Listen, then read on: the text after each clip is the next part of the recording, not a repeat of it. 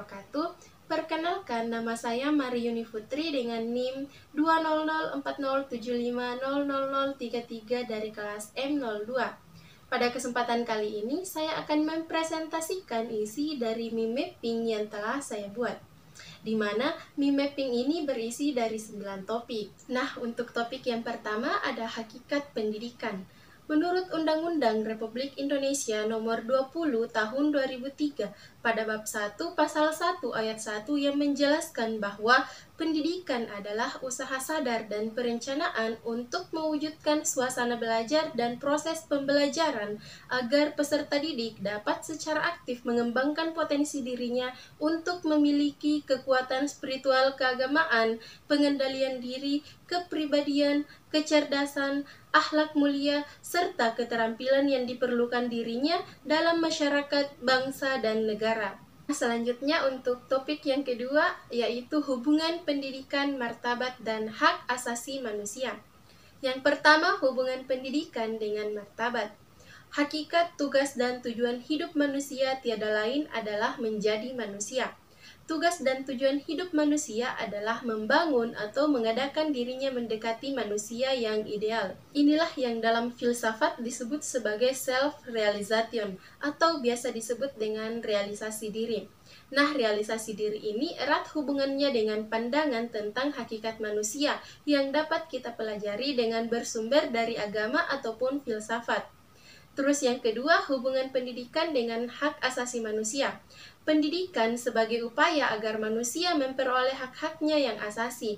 Menurut sejarah, di negara-negara Eropa, mula-mula muncul masalah mengenai hak-hak manusia yang telah diinjak-injak oleh pemerintah monarki ataupun absolutisme, sebab pada mulanya yang menjadi masalah pokok mengenai pendidikan ialah bagaimana individu itu memperoleh hak-haknya yang asasi.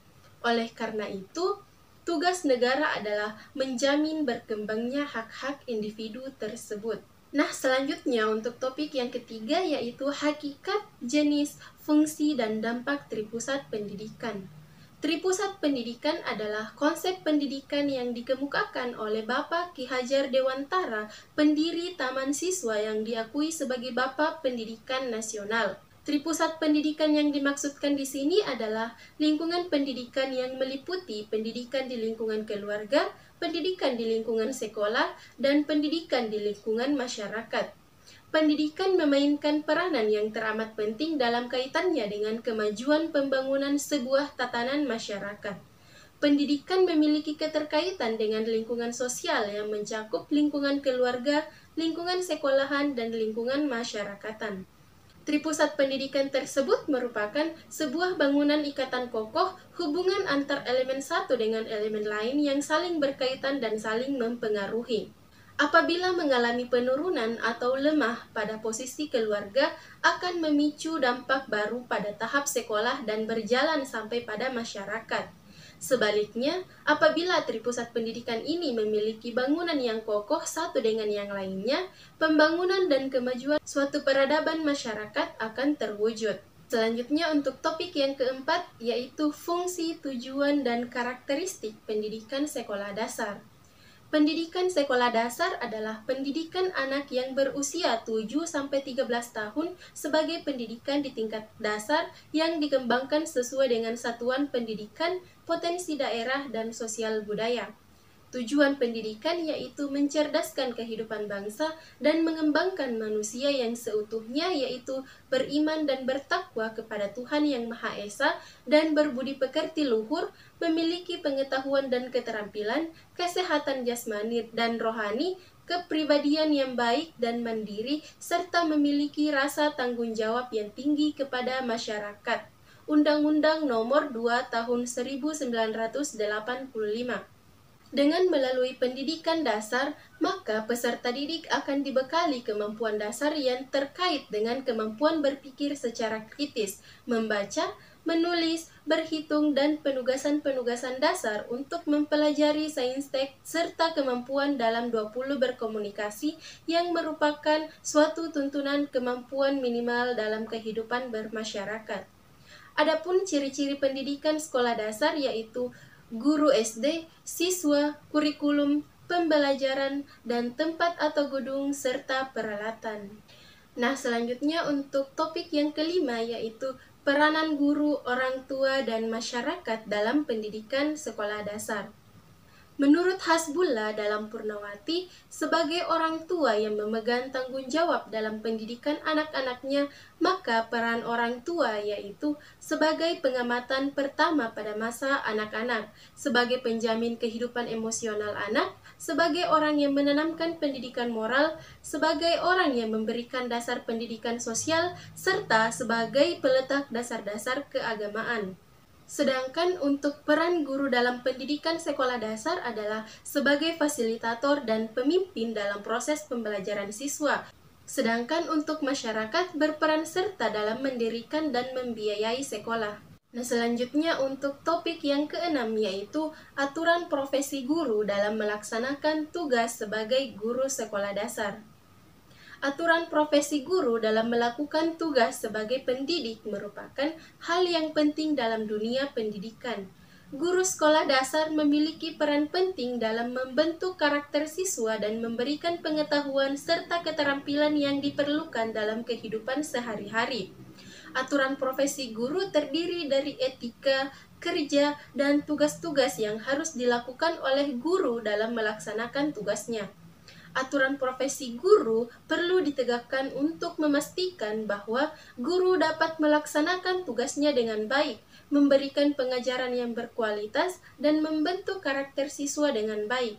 Selanjutnya untuk topik yang ketujuh yaitu pengembangan pendidikan karakter di sekolah dasar.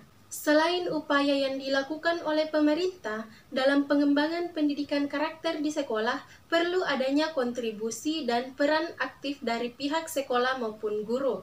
Guru yang lebih sering bertemu dengan siswa dalam pembelajaran hendaknya bukan hanya sekedar mengerti akan pentingnya pendidikan karakter bagi siswa, namun harus lebih aktif menanamkan pendidikan karakter.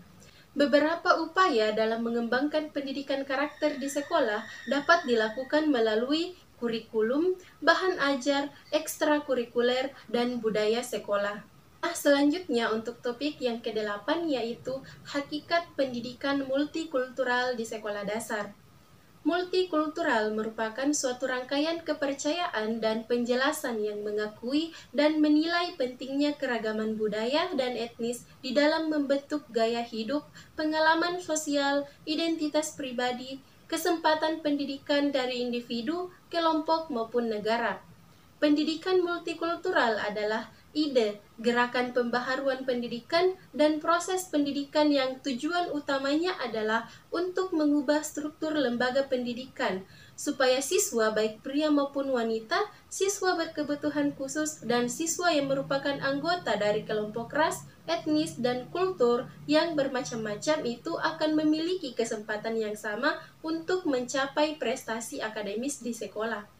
Pendidikan multikultural paling tidak menyangkut 3 hal, yaitu yang pertama, ide dan kesadaran akan nilai penting keragaman budaya. Yang kedua, gerakan pembaharuan penting. Terus yang terakhir yaitu proses. Nah, selanjutnya untuk topik yang terakhir yaitu proses belajar anak usia sekolah dasar. Anak usia sekolah dasar berada pada tahapan operasi konkret. Pada rentang usia tersebut, anak mulai menunjukkan perilaku belajar, di antaranya yang pertama, mulai memandang dunia secara objektif, bergeser dari satu aspek situasi ke aspek lain secara reflektif dan memandang unsur-unsur secara serentak. Terus yang kedua, mulai berpikir secara operasional. Yang ketiga, mempergunakan cara berpikir operasional untuk mengklasifikasikan benda-benda. Yang keempat, membentuk dan mempergunakan keterhubungan aturan-aturan, prinsip ilmiah sederhana, dan mempergunakan hubungan sebab akibat. Dan yang terakhir, memahami konsep substansi, volume zat cair, panjang, lebar, luas, dan berat.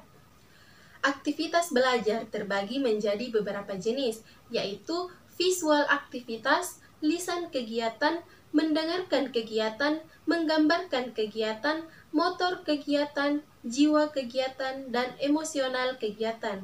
Aktivitas belajar di sekolah harus bervariasi. karena kegiatan belajar guru akan benar menjadi pusat aktivitas belajar yang maksimal dan tidak membosankan. Sekian dari saya, wassalamualaikum warahmatullahi wabarakatuh.